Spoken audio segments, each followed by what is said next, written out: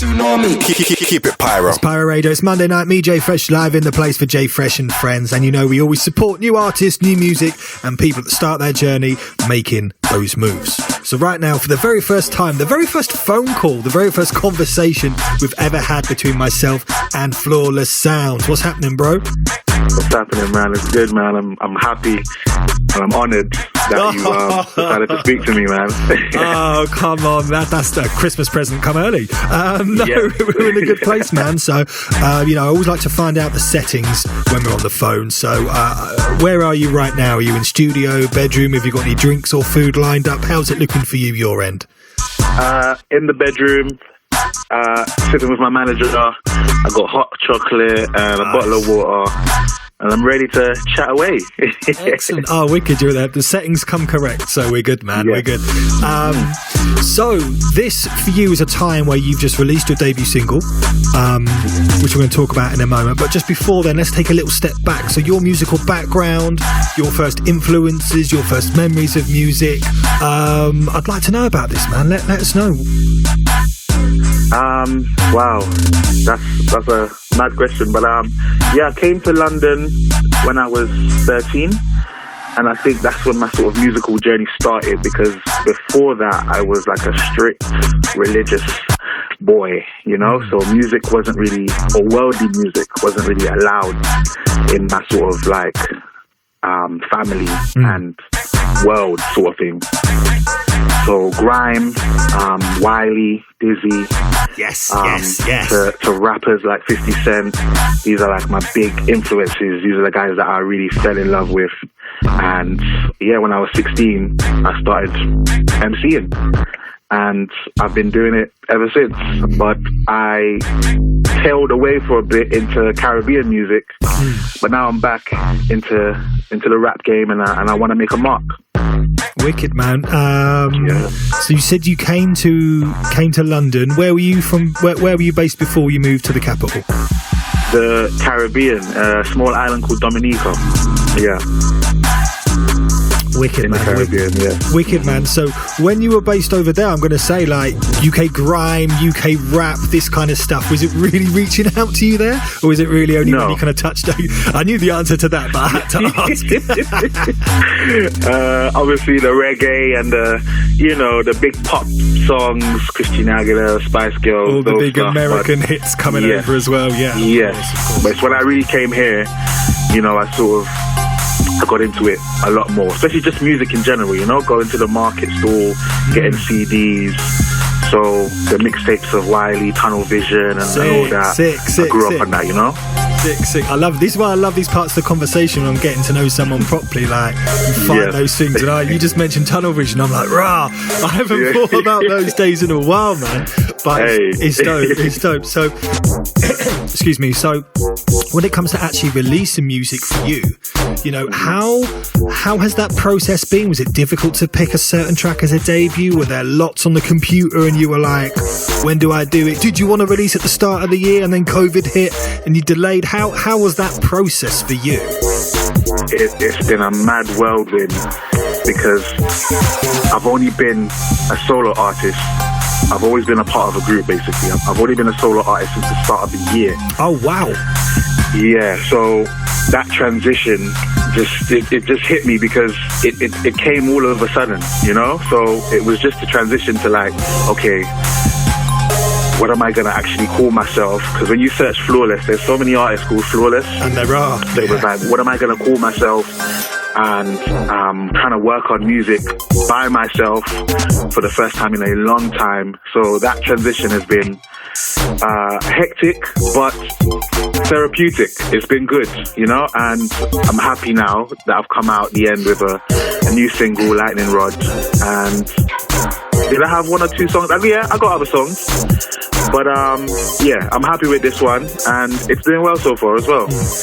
Well, this is what I noticed, man, because obviously I've done some digging around, as it's important to do when you're connecting with people, and you know, you are right in terms of searching on Instagram, Flawless, and Twitter and these things like that. But video wise, I mean, the video is crisp, the video is clean, the video is on your own channel, which, you know, you're kind of developing. You're setting the foundations at the moment, but the video has already hit like 30,000 views. So to me, I think that's a sick response. That's a sick look. Are you surprised by how that's connected and how those numbers sit? I'm really happy, really ecstatic.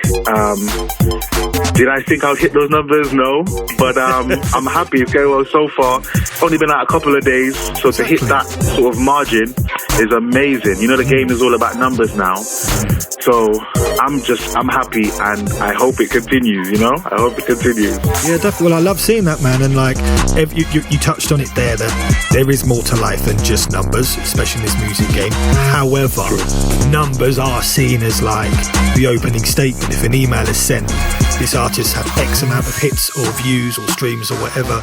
That's how a lot of people market and position themselves, you know? So for you, how do you gauge success, or moving forward, how do you think you'll kind of view your successes with tracks and videos and achievements and things like that?